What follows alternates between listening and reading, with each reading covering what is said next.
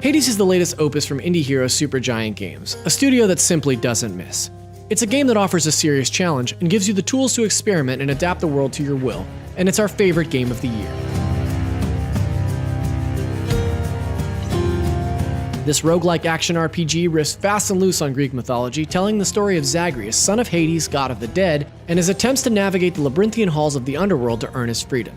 Over and over and over, Zag suffers death and defeat at the hands of his father's henchmen in the depths of Tartarus or the fields of Elysium, and each time he pulls himself out of a pool of blood in the house of Hades to try again. Cheers for that, mate.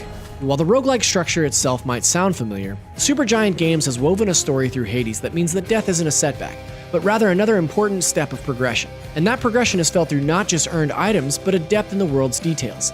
Zagreus has a history with nearly every character, and stories and moments with them are meted out as you live, die, and repeat in a blood-drenched soap opera.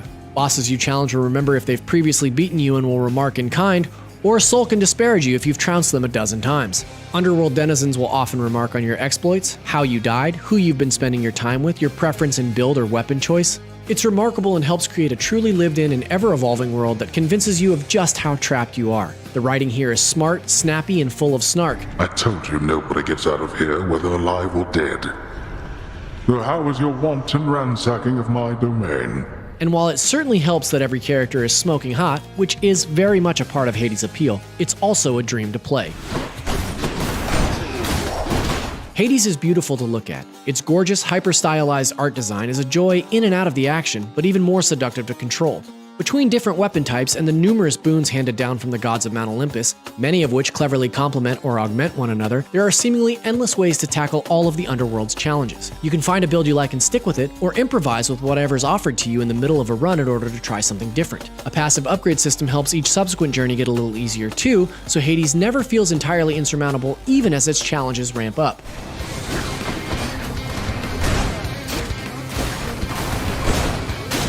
It's got a fantastic shelf life too.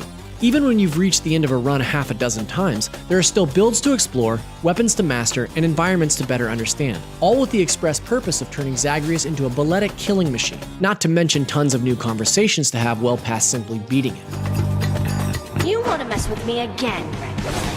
Well then come on! Just when you think you've got Hades figured out, additional post-game features come into play that allow even more directional control over challenges. Whether you're getting up close and personal with enemies using your sword, sticking to the corners and picking off enemies from afar with a bow, or dashing through areas laying poisonous traps, Hades combat is all about options. If you manage to perfect one, there are countless others to best. Hell, there are even cosmetic items you can buy with in-game coin to redecorate the House of Hades to better suit your personal style. It's the volume of these options and systems that helps keep players invested after each death, and in turn makes Hades so consistently impressive. Hades takes all of these systems and spins them into a cohesive whole much larger than the sum of its parts. The relationships you forge between characters have a direct impact on the boons and items you're awarded, and inform how you play during any given escape attempt.